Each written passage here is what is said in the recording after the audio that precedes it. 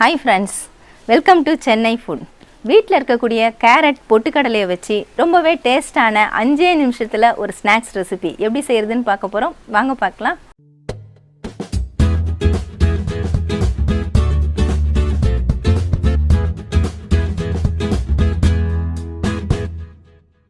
நான் 1/2 கப் அளவுக்கு பொட்டுக்கடலை எடுத்துர்க்கங்க. இத மிக்ஸி ஜாருக்கு மாத்திட்டு நம்ம பவுடர் பண்ணி எடுத்துக்கலாம்.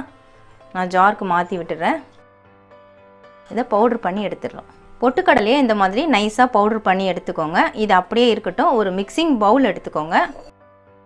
நான் ஒரு பெரிய கேரட்டை துருவி எடுத்துர்க்கங்க. இந்த ரெசிபிக்கு பாத்தீங்கன்னா பொட்டுக்கடலையும் கேரட்டும் இருந்தா போறோம். ரொம்பவே டேஸ்டான ஹெல்தியான ஒரு ஸ்நாக்ஸ் தான் நம்ம செய்ய போறோம். இந்த கேரட்டை நான் மிக்சிங் பவுலுக்கு மாத்திக்கிறேன். ஒரு குட்டி வெங்காயத்தை நான் பொடியா நறுக்கி வச்சிருக்கேன். அதையும் இதல மாத்திக்கலாம். கொஞ்சமா கொத்தமல்லி தழை அதையும் சேர்த்துக்கலாம். குழந்தைங்க சாப்பிடுற மாதிரி இருந்தா நீங்க பச்சை மிளகாய் சேர்க்காதீங்க. 1/2 ஸ்பூன் அளவுக்கு மிளகாய் தூள் அதையும் சேர்த்துறேன். 1/4 ஸ்பூன் மஞ்சள் தூள் அதையும் சேர்த்துக்கலாம். உப்பு தேவையான அளவு சேர்த்துக்கோங்க. நான் 1/2 ஸ்பூனுக்கு கொஞ்சம் குறைவா சால்ட் சேர்க்கிறேன். இத நல்லா கலந்து விட்டுக்கலாம். கூடவே நம்ம அரைச்ச இந்த பொட்டுக்கடலை பவுடரையும் இதிலே கொஞ்சம் கொஞ்சமா சேர்த்துட்டு நல்லா mix பண்ணிக்கோங்க.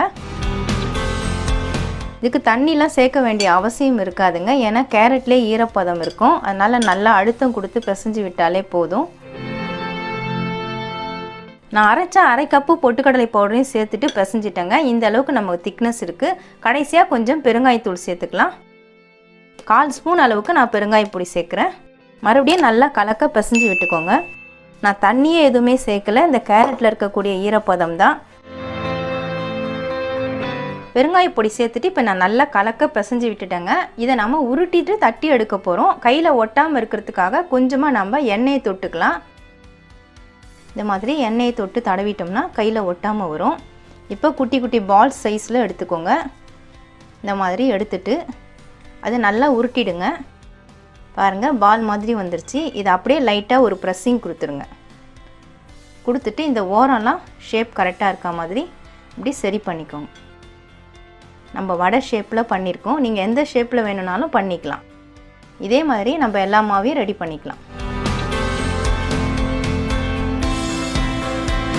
ரெடி பண்ண மாவு எல்லாத்தையும் பாருங்க வடை ஷேப்ல நான் சின்ன சின்னதா ரெடி பண்ணி வச்சிட்டேன். இத நம்ம எண்ணெயில போட்டு பொரிச்சு எடுத்துக்கலாம். பொரிக்கிறதுக்காக நான் அடுப்புல கடாய் வச்சு எண்ணெய் ஊத்தி வச்சிருக்கேன்.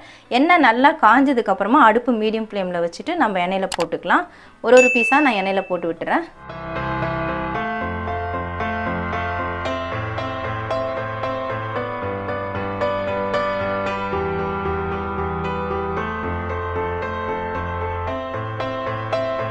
எண்ணெயில போட்ட உடனே திருப்பி விடாதீங்க. கொஞ்ச நேரம் கழிச்சிட்டு கொஞ்சம் வெந்ததுக்கு அப்புறமா திருப்பி விடுங்க. உடனே திருப்பி விட்டீங்கன்னா உடைஞ்சிரும்.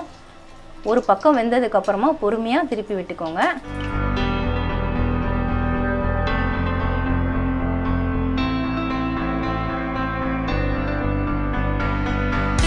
பாருங்க ரெண்டு பக்கமும் நல்லா வெந்துருச்சு. இப்போ கோல்டன் கலர்ல வந்துருச்சு பாருங்க. இப்போ நம்ம எல்லா பீஸையுமே எடுத்துறலாம். நீங்க மீடியம் ஃப்ளேம்ல வச்சிட்டு நீங்க வேக விட்டீங்கன்னா நல்லா உள்ளெல்லாம் வெந்துரும். ஹை ஃப்ளேம்ல வச்சீங்கன்னா மேலே கருகிடும், உள்ள வேகாது. நல்லா எண்ணெய் வடிய விட்டுட்டு எடுத்துக்கலாம். அவ்வளவுதாங்க. 1/2 கப் பொட்டுக்கடலை ஒரு கேரட்டை வச்சு நான் இந்த ஸ்நாக்ஸ் ரெசிபி ரெடி பண்ணியிருக்கேன். ரொம்ப ஹெல்த்தியான ரெசிபிங்க. நம்ம கேரட்டை வந்து வெறுமனே கொடுத்தாலோ இல்லை வேற ஏதாவது சமைச்சு கொடுத்தாலோ வீட்டில் இருக்கக்கூடிய குட்டீஸ்லாம் சாப்பிட மாட்டாங்க. அது இந்த மாதிரி ஒரு ஸ்நாக்ஸாக ரெடி பண்ணி கொடுக்கும்பொழுது விரும்பி சாப்பிடுவாங்க. ஏன்னா நல்லா கிறிஸ்பியாக இருக்கும், உள்ள நல்லா சாஃப்டாக இருக்கும், ரொம்ப டேஸ்ட்டாக இருக்கும். 5 நிமிஷத்தில் சட்டுன்னு ரெடி பண்ணலாம். கண்டிப்பாக ட்ரை பண்ணி பாருங்கள். வீட்டில் இருக்கக்கூடிய பொட்டுக்கடலை கேரட்டை வச்சு ரொம்பவே ஈஸியான ஒரு ஸ்நாக்ஸ் ரெசிபி எப்படி ரெடி பண்ணுறதுன்னு வீடியோவில் பார்த்துருப்பீங்க. ரொம்ப ஈஸியாக சட்டுன்னு 5 நிமிஷத்தில் ரெடி பண்ணிடலாங்க. ரொம்ப டேஸ்ட்டாக இருக்கும். கண்டிப்பாக ட்ரை பண்ணி பாருங்கள். உங்களுக்கு இந்த வீடியோ பிடிச்சிருந்தா லைக் பண்ணுங்கள், ஷேர் பண்ணுங்கள், சப்ஸ்கிரைப் பண்ணுங்கள். பக்கத்தில் இருக்க பெல் ஐக்கானை கிளிக் பண்ணிக்கோங்க. அதில் ஆல்னு ஒரு ஆப்ஷன் காட்டும், அதையும் கிளிக் பண்ணிக்கோங்க. நன்றி, வணக்கம்.